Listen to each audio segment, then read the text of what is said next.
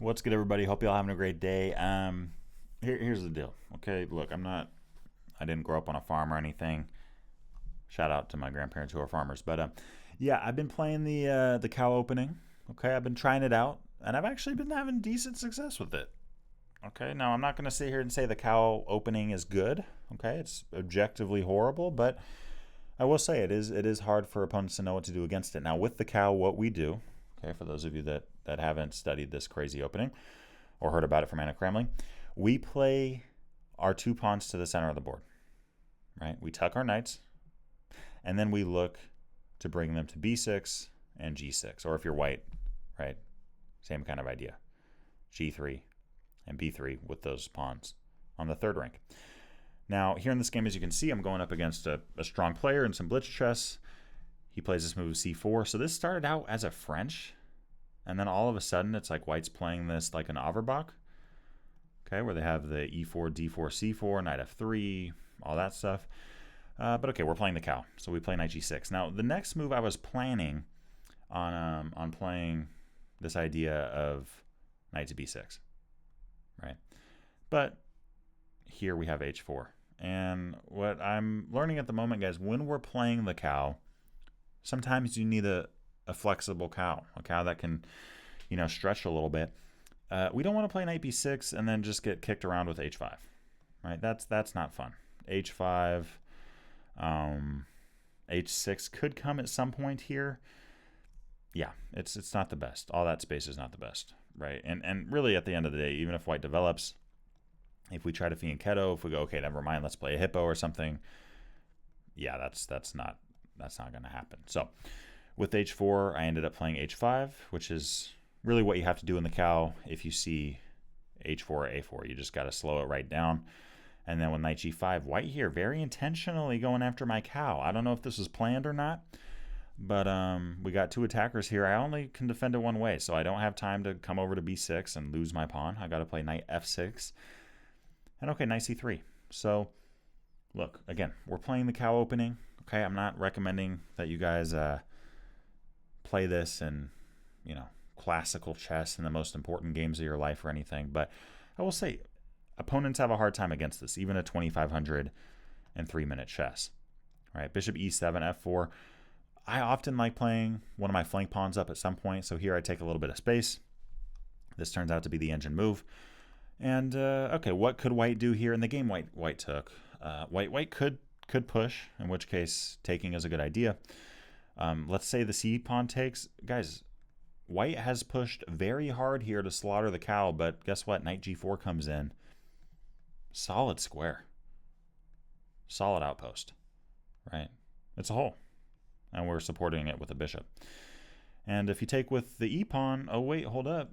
You have pushed so aggressively here that your light squares are weak, including f5. Our bishop can improve, and black here has the edge, according to Stockfish. And, okay, I do want to mention here, if e5.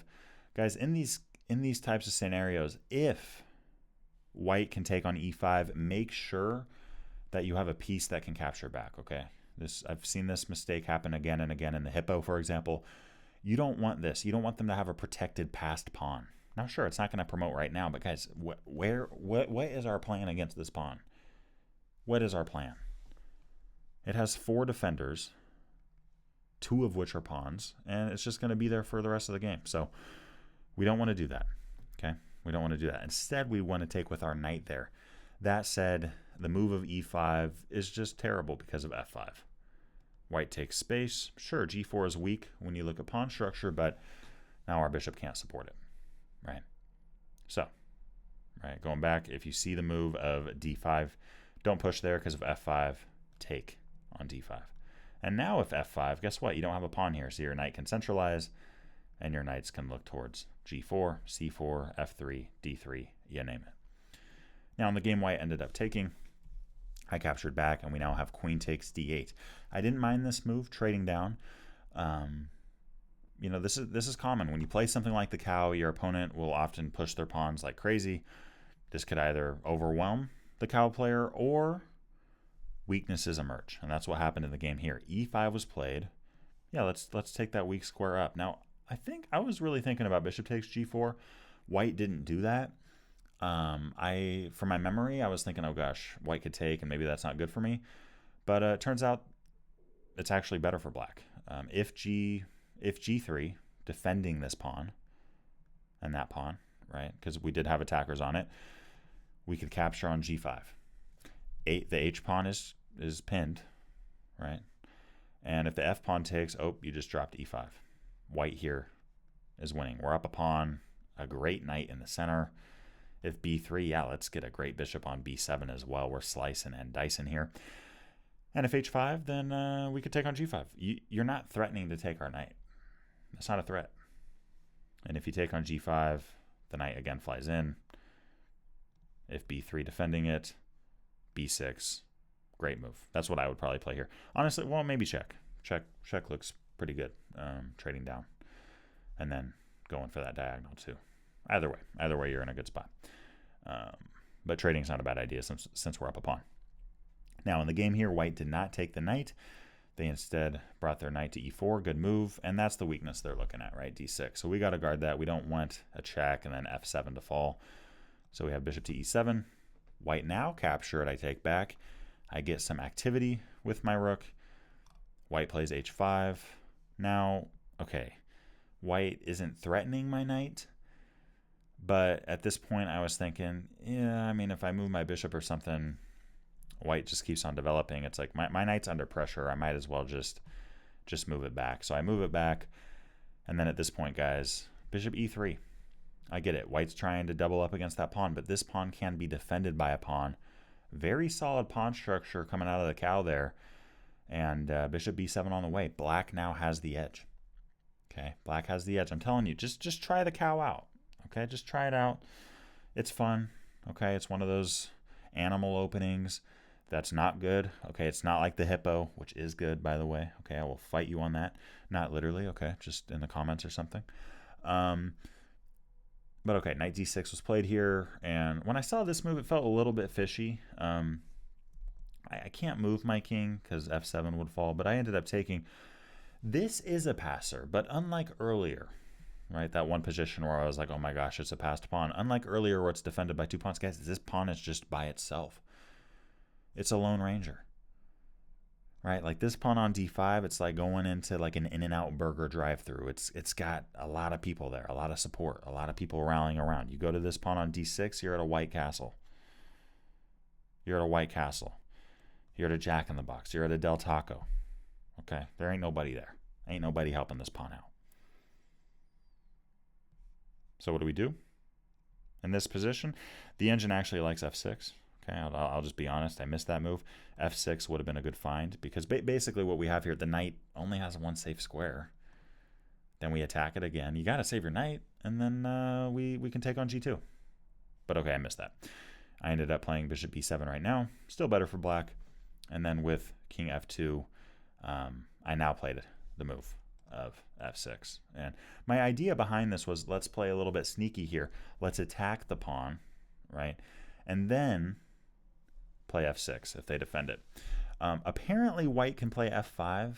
Now that I'm looking at it, I'm not really worried about this. I guess the center files are a little bit concerning. Anyways, so I don't know. Sometimes Stockfish goes, hey, you made a mistake or an inaccuracy, and it's like, once you look at it, it seems pretty okay. But yeah, technically f6 first would have been better. King f2 was played. Now the knight is truly trapped. And yeah, the game wraps up pretty quickly here. I ended up taking on d7. e7 would have been better, right? I mean, it's close to promotion, but it doesn't have support. But okay, I took with my king. I didn't want to take with my knight. I knew that. If the knight takes, the knight's out. So king takes was played. Knight f7. I saved my rook. I didn't love the idea of rook g8 because then I mean, look, is the rook, take the rook off the board. Is the rook more active on h7 or g8? Neither rook can actually move safely, but at least this rook keeps this guy babysitting. This rook here, this rook can go take a vacation, do whatever the heck it wants to do. This rook right now, no, you're staying here. Okay. All right, rook d1 check was played. King e7, knight d6. Attacking the bishop, I save it. f5. Guys, I don't want to take this and give their knight great activity, right? e5. It's hard for me to really see that this is a bad move per se. It's a miss according to chess.com. I didn't play that. I instead played the move rook d8. I wanted to keep pressure on this pawn, right? That was the idea there. If I play e5, then that pawn's very solid. And ultimately, guys, I mean, going back a move, if I play e5, let's say knight b5 is played, and I go, hey, yeah, let's trade down. We're looking at a draw now because, sure, we're up a pawn, but g4 is out by itself. That pawn's not going to make it in the long run. It's just not going to make it. There's nothing that can help that guy out. So, and pushing here is going to get en passant in a hurry. And again, taking here gives the knight activity. So I instead played rook d8, going after that knight. If knight b5 was played, now we could take on d1. We could take on b5, and this turned out to be useful. We can capture on h5, take on e6, up 2 pawns with a knight. Very solid position. Yes, our pawns match their bishop, but how is the bishop going to get to b8? I don't see how. And okay, in the game instead we have the move of h6. I get it. White here is trying to play crazy. We could just ignore it. There's no threat here. Right? There's no threat. White takes. We capture back. And this game wraps up pretty quickly, guys. e5. I was okay with it now because I knew that I could take off h6 and then target that light square pawn. And I talk about this in my Mastering Chess Endgames course. Guys, a bishop in the endgame is very limited. It's very limited. This bishop is useless right now in terms of protecting f5. So we end up taking it here. I think I was thinking about pushing this, but then I went, oh, wait, we're good. King e6. Keeping it solid. We take. White wants to go to c6. They have a dark squared bishop. Can the bishop? Nope. It's a bishop, so it can't support half of the squares on the board. Bishop e4, stopping that. f5. And then at this point, guys, just play patient. You don't need to play risky. You don't need to sack material. You don't need to push one pawn up like crazy. Okay. Speaking of Judith Polgar, I was playing against Susan Polgar, and I was playing against Sophia Polgar in a simul when I was a kid, and I was winning. I had a king, a knight, and 3 pawns against a king and a rook. That was it. And I was a kid, I don't know, probably 11 years old or so. There were probably about 100 people. It felt like 1,000 at that age. Maybe not 1,000, maybe 200 or 300. But all these adults were crowding around the table. I could barely move. I mean, everyone was trying to get an eye on it. It was in a simul, so I was the last game, and I was winning. I mean, I had a freaking knight and 3 pawns. I got nervous. I just started chucking a pawn down, trying to, guys, play patient. Keep everything in a unit here, right? f4. Notice how I'm keeping all my pawns very tight. I'm not just Hail Marying one pawn. I'm all very close, right? Rook d8. We throw in a check. We take on g2. f3. I'm still trying to keep these guys intact. At this point, it's probably not necessary because we have 4 passed pawns, but okay. Again, promotion. And the cow opening ends up getting the dub against a 2,500 online. Hope that you enjoyed this, and yeah, try the cow opening out. I don't know if I'd make it your main weapon, but yeah, try it out. Let me know how it goes. I wanted to finish this video out by giving a special thanks to Walter, Rob, Roger, Ray, and Jerry, and the rest of my Patreon community. Thank you guys for making this video possible. If you're interested in joining the Patreon family, hey, I'd love to see you over there. There's some exclusive benefits that you gain by becoming a member. And yeah, I look forward to seeing you over there. I look forward to seeing you in the next video. Peace.